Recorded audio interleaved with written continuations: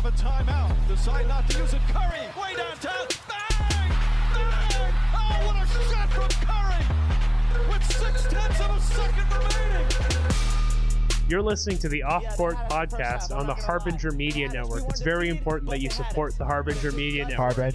Harbinger. And especially support the Mind Refinery, which is producing this show, and Passage, where I've been published. It's the online journal of left Canadian thought and opinion. You can find that one at readpassage.com. And on the Harbinger Media Network, you can hear great shows like Habibti Please, of which Nashwa was on this show, and 49th, yeah, she was great, and 49th Parahell, hosted by friend of the show and very funny guy, Rob Rousseau. On the show, Rob, and we're building a community that's challenging right-wing corporate media dominance from coast to coast. Get access to exclusive shows and other supporter-only content at harbingermedianetwork.com. Thanks. So the first mention of cricket in India dates back to 1721, when British sailors played a match in the port of Cambay. And I love this. There's going to be a lot of like racist quotes from British people, especially in this first half. But the premier quote from that first match from one of the British officers was, "When my boat was lying for a fortnight in one of the channels, though the country was inhabited by the coolies, we every day diverted ourselves with playing cricket and other exercises, which they would come and be spectators of." So it's just like, it's a lot of like casual racism. Like, I love the book I'm drawing from mostly, which is called The Corner of a Forgotten Field, or The Corner of a Foreign Field, continually refers to Indians as excitable Asiatics. It's also written by an Indian guy, which is even funnier. But yeah, no, the first cricket club outside of Britain was founded in 1792 in Bombay. Basically, the history of Indian cricket is the history of Mumbai cricket, or the history of Bombay cricket. That is where the heart of cricket was born in India. The Maidans, the public cricket grounds, these are the public grounds meant for public use. That's where grassroots cricket in Mumbai and in India really is. That's where you're going to find your future Indian stars. And that's sort of where it begins. So already it was basically a way that, you know, British people wanted to impose order over what they saw as like a savage and untamed land.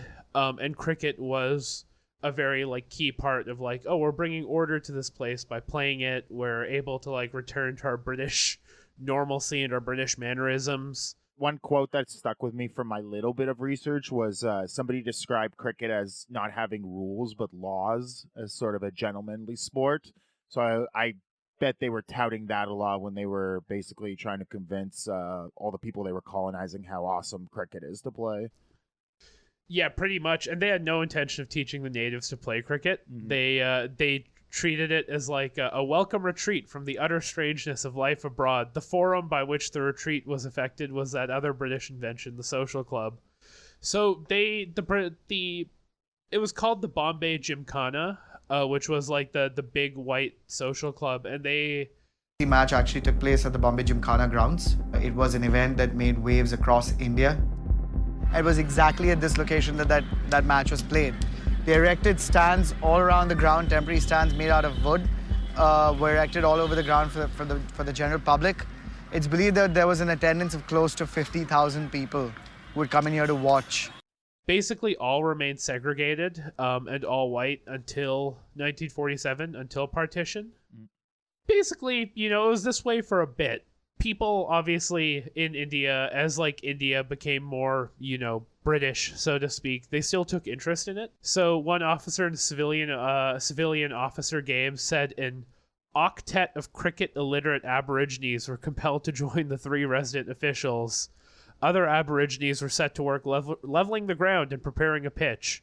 And then he proceeds to talk about how the Englishmen had their cricket far from heaven and further from the Lords, where never in world's history it had been played before and almost never been since, which is not true. It was definitely played there again.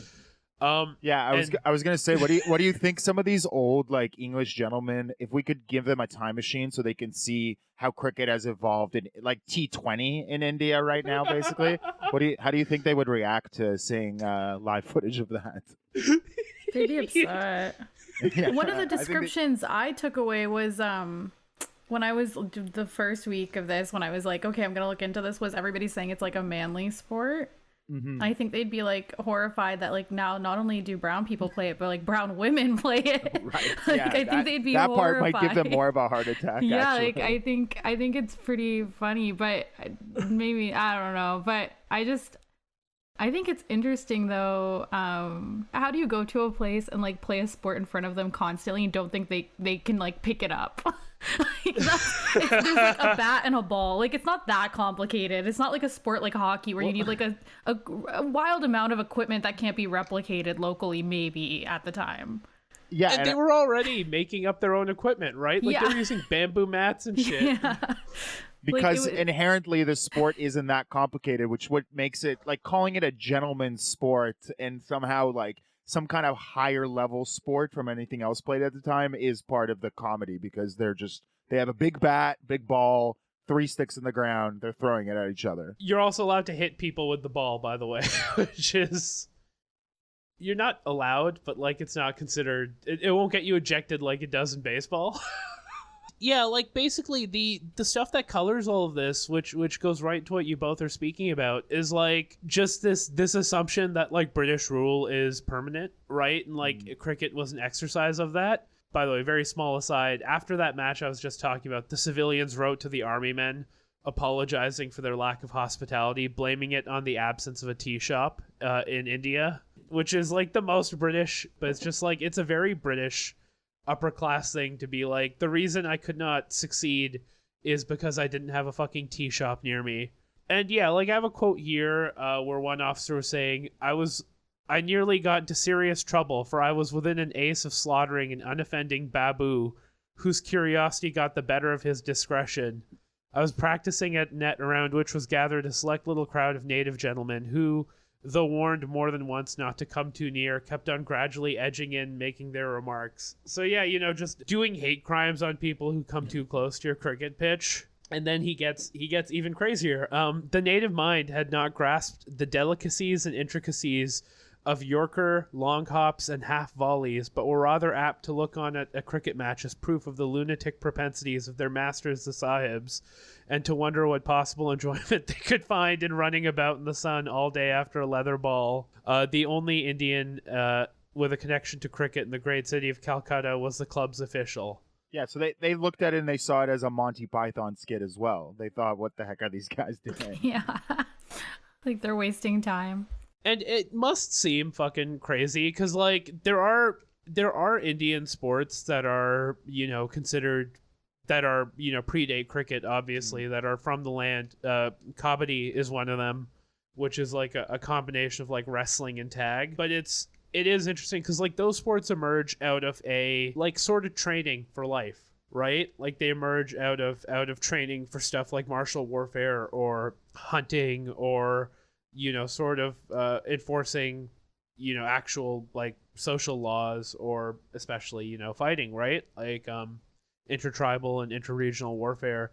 But cricket has no relationship to any of that. So it's like, you know, you wouldn't even be able to make a compelling argument that these are like, oh, these are giving you basic life skills, because the life skills are like all kind of orientalist in nature. They're all about like taming yourself and being like a perfect gentleman, right?